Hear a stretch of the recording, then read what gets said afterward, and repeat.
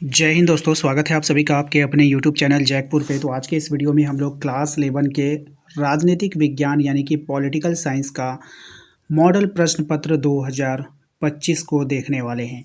ये मॉडल प्रश्न पत्र आपके लिए काफ़ी इम्पोर्टेंट होगा, जहाँ से फाइनल एग्जाम में क्वेश्चन बहुत सारे पूछे जाएंगे। तो वीडियो काफ़ी इम्पोर्टेंट है। ये इसका सेट 1 होने वाला है। इसके बाद आप लोगों को लगातार सेट 2, सेट 3, सेट 4 मिलता जाएगा। तो इसलिए हमारे चैनल को सब्सक्राइब करके रखें, घंटी वाली आइकन को प्रेस करके रखें, ताकि आने वाली हर एक वीडियो का नोटिफिकेशन आपके मोबाइल पे जाता रहे। तो टोटल 40 सवाल आज के इस वीडियो में हम लोग देखने वाले हैं। 40 का 40 इंपॉर्टेंट होगा। और या लास्ट में हमें कमेंट करके ज़रूर बताइएगा कि 40 में से आपका कितना सही हुआ। यहाँ पे कुछ इंस्ट्रक्शन दिए जाते हैं, उन इंस्ट्रक्शन को आप पढ़ सकते हो, ठीक है। उसके बाद आइए हम लोग पहले सवाल पे। सबसे पहला सवाल आपके स्क्रीन पर। पहले सवाल में देखिए आपसे पूछा गया है कि बताइए किसने संविधान सभा में 13 दिसंबर 1946 को उद्देश्य प्रस्ताव पेश किया था। यानी कि 13 दिसंबर 1946 को संविधान सभा में उद्देश्य से किसने प्रस्ताव किया था, यह आपको बतानी है, ठीक है। ऑप्शंस में अगर हम बात करें तो आपके पास ऑप्शंस है, डॉक्टर राजेंद्र प्रसाद हैं, प्रोफेसर के.टी. शाह है, पंडित जवाहरलाल नेहरू है, डॉक्टर बी.आर. अम्बेडकर है। तो इसका जो राइट आंसर होगा वो ऑप्शन नंबर सी हो जाएगा, यानी कि पंडित जवाहरलाल नेहरू हो जाएगा। दूसरे सवाल पे आइए। दूसरा सवाल है हमारा कि संविधान सभा के सत्रों में किसने ये मांग की कि भारत को समाजवादी संघ घोषित किया जाए। तो ये किसने मांग किया था। ऑप्शंस आपके पास हैं, हम डायरेक्ट अब आंसर बताएंगे। अगर हम सभी के ऑप्शंस पढ़ने लगे तो वीडियोस काफ़ी लंबा हो जाएगा, जिससे आपको प्रॉब्लम हो सकती है। तो इसका राइट आंसर हो जाएगा आपको प्रोफेसर के.टी. शाह ने, ठीक है, याद रखिएगा। नेक्स्ट है डॉक्टर भीमराव अंबेडकर किस समिति के अध्यक्ष थे, ठीक है। तो डॉक्टर भीमराव अंबेडकर जो थे वो प्रारूप समिति के अध्यक्ष थे। ऑप्शन नंबर ए इसका यहाँ पे राइट आंसर हो जाएगा। नेक्स्ट आते हैं अगले सवाल पे। क्वेश्चन नंबर 4 पे कह रहा है कि भारतीय संविधान सभा के उद्घाटन अधिवेशन की अध्यक्षता किसने किया था। तो भारतीय संविधान सभा के उद्घाटन की अध्यक्षता जो किया था वो डॉक्टर सच्चिदानंद सिन्हा ने किया था। ऑप्शन सी इसका यहाँ पे सही जवाब हो जाएगा।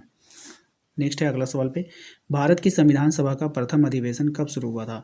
तो भारत की जो संविधान सभा थी उसकी जो प्रथम अधिवेशन 9 दिसंबर 1946 को हुआ था। ऑप्शन नंबर सी इसका राइट आंसर हो जाएगा। नेक्स्ट आते हैं हम लोग अगले सवाल पे, मौलिक कर्तव्यों की संख्या कितनी है, यानी कि कितने मौलिक कर्तव्य आपको बतानी है। तो 10। ऑप्शन नंबर डी इसका यहाँ पे सही जवाब होगा।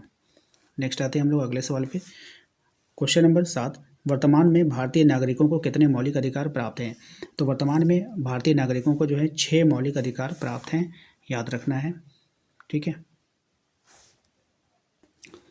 एक क्वेश्चन यहाँ पे आप लोग इसको सही कर लीजिए। ये जो मौलिक कर्तव्य पहले 10 थे, ठीक है, लेकिन इसको बढ़ा करके 11 कर दिया गया है, ठीक है। अब पहले 10 था, यानी कि जब हो सकता है कि पहले पुराना ये आंसर मैं आपको बता दिया मैंने। पहले ये 10 था, कन्फर्म था 10 ही था, लेकिन इसको जो है शायद 2002 में, ठीक है, कब बढ़ाया गया था, 2002 में इसको बढ़ा करके एक बढ़ाया गया, इसको 11 कर दिया गया है। इसको याद रखिएगा आप लोग, ठीक है। तो इसको सही कर लीजिएगा। मौलिक कर्तव्यों की संख्या कितनी हो गई, 11। तो वर्तमान में ये तो आपको बता दी, नागरिक मौलिक अधिकार कितने प्राप्त है, 6। पहले 7 था, फिर 6 कर दिया गया, इसको घटाया गया। अच्छा, मौलिक अधिकारों के संशोधन में कौन सक्षम है। तो मौलिक अधिकारों के संशोधन को कौन कर सकता है, तो संसद कर सकता है। ऑप्शन नंबर सी हो जाएगा। अगले सवाल पे आते हैं क्वेश्चन नंबर 9 पे। क्वेश्चन नंबर 9 में कह रहा है कि मौलिक अधिकारों को लागू करने के लिए किसके द्वारा रिट जारी किया जाता है। तो किसके द्वारा रिट जारी किया जाता है, तो उच्चतम न्यायालय के द्वारा। किसके द्वारा, उच्चतम न्यायालय के द्वारा जारी किया जाता है। मौलिक अधिकार भारतीय संविधान के किस भाग में वर्णित है। अब ये जो मौलिक अधिकार है ये भारतीय संविधान के भाग 3 में वर्णित है। मौलिक अधिकार भारतीय संविधान के किस भाग में वर्णित है, तो भाग 3 में वर्णित है, याद रखना है।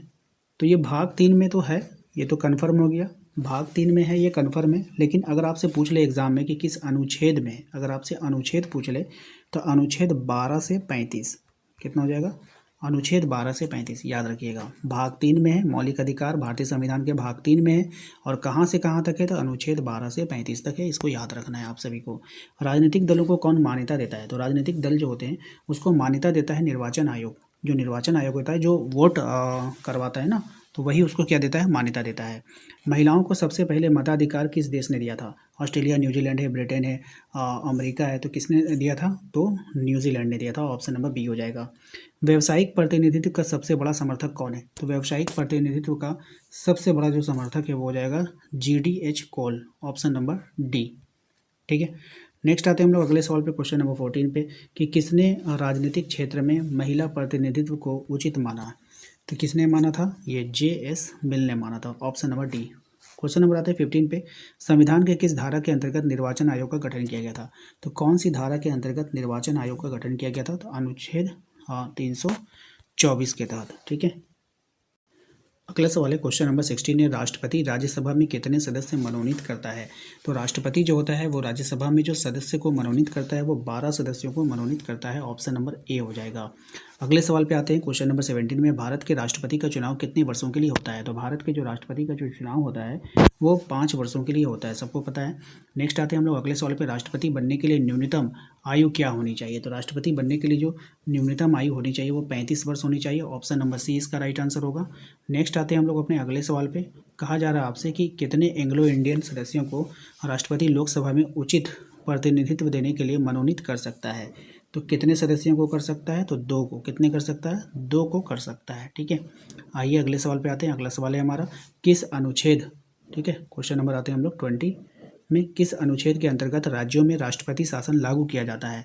तो किस अनुच्छेद के तहत राज्यों में राष्ट्रपति शासन लागू होता है, अनुच्छेद 356 के तहत, ठीक है, याद रखिएगा।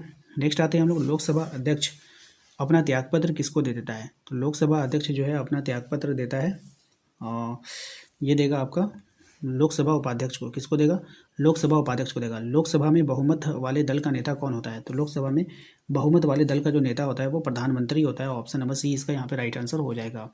नेक्स्ट आते हैं हम लोग अपने अगले सवाल पे। अगला सवाल है हमारा कि भारत में किसी विधेयक को धन विधेयक कौन प्रमाणित करता है।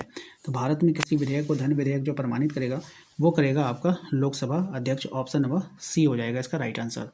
नेक्स्ट आते हैं हम लोग अगले सवाल पे कि किसी राज्य के विधानसभा में अधिकतम कितने सदस्य हो सकते हैं। तो किसी राज्य के विधानसभा में अधिकतम कितने सदस्य हो सकते हैं, तो ऑप्शन नंबर डी 500 सदस्य हो सकते हैं, ठीक है।